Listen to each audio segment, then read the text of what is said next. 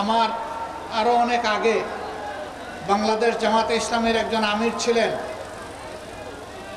এই নারায়ণগঞ্জের গডফাদার খ্যাত একজন দুর্দর্শ লোক মহাসড়কের পাশে 72 ফুট লম্বা একটা ব্যানার টানিয়ে রেখেছিলেন।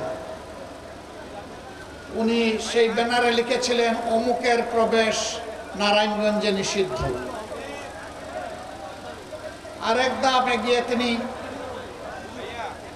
জেলা প্রশাসক এবং জেলার পুলিশ সুপারের উপস্থিতিতে একটা সভায় বলে রেখেছিলেন, ডিসিএসপি সাহেব, আমার নামে খুনের একটি অগ্রিম মামলা দায়ের করে রাখেন। আমি অধ্যাপক গোলাম আজমকে খুন করতে চাই। আলহামদুলিল্লাহ, স্বৈরাচারী সরকারের জুলুমের শিকার হয়ে কারাগারে তিনি থাকা অবস্থায় দুনিয়া থেকে বিদায় নিয়েছেন, কিন্তু গডফাদারের সুযোগ হয় নাই সরাসরি তাকে খুন করার। এই অধ্যাপক গোলাম আজম সাহেবকেই তিনি নিষিদ্ধ ঘোষণা করেছিলেন নারায়ণগঞ্জের মাটিতে। যে ভাই নিষিদ্ধ ঘোষণা করেছিলেন, আজকে তিনি কোথায়? তিনি কি নারায়ণগঞ্জে আছেন? অহংকার ভালো জিনিস নয়।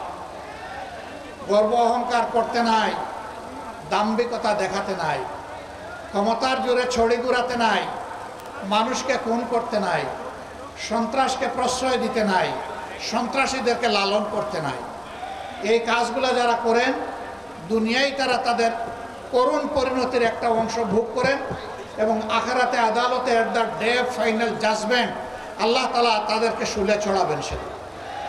সেই শুলটা বাংলাদেশের বিভিন্ন দেশের বিদ্যমান শুলের মতো নয়, সেটা আগুনের মহাকুণ্ড। আল্লাহকে ভয় করুন, দাম্ভিকতা অহংকার পরিহার করুন, তওবা করুন, আগে মানুষ হন, তারপরে মুমিন হন। বাংলাদেশের সংবিধান সকলকে সমান অধিকার দিয়েছে, সাংবিধানিক অধিকার। কিন্তু আশ্চর্যের বিষয়, কষ্টের বিষয়, 54টা বছর এই জাতিকে বিভিন্নভাবে ভাগ বিভক্ত, টুকরা টুকরা করে রাখা হয়েছিল। এই কাজটা সুকৌশলে আওয়ামী লীগ করেছিল। তারা প্রথমেই পার্বত্য এলাকার লোকদেরকে উস্কাই দিল। নেতা বললেন, বাংলাদেশে যারা বসবাস করে তাদের সকলের একমাত্র পরিচয় তারা বাঙালি, এখানে যারা থাকবেন বাঙালি হয়ে থাকতে হবে। পার্বত্য চট্টগ্রাম তার এই কথায় প্রতিবাদে গর্জন করলো, অস্থির হয়ে উঠল যে আমরা বাঙালি নই, আমরা পাহাড়ি। তিনি একটা বিভক্তি প্রথমেই টেনে দিলেন। সেই যে পার্বত্য চট্টগ্রাম অশান্ত হলো, আজ পর্যন্ত আর শান্তি ফিরে আসে নাই। শান্তি বাহিনী নামে একটা বাহিনী গঠন হলো, তাদের হাতে 10,000 সামরিক কর্মকর্তা এবং আমাদের সৈনিক নিহত হলো, সাধারণ মানুষ নিহত হলো।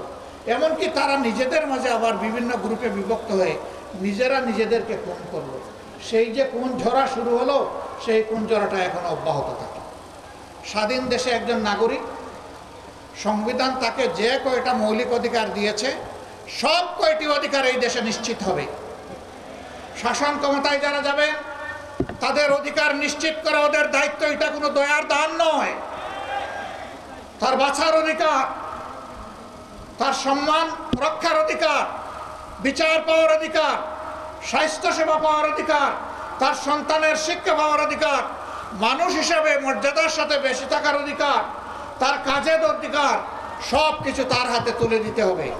এটাই হচ্ছে স্বাধীনতার মূল চেতনা। এই সমাজটা হবে বৈষম্যহীন, এই সমাজ হবে মানবিক, এই সমাজ হবে সমস্ত সমাজকে ধারণ করার, সমস্ত মানুষকে ধারণ করার সমাজ। কিন্তু না, তারা তা করেননি। তারা সমস্ত প্রতিষ্ঠানকে ধ্বংস করেছিলেন। যতগুলো সাংবিধানিক প্রতিষ্ঠান ছিল সব তারা ক্ষতিগ্রস্ত করেছে।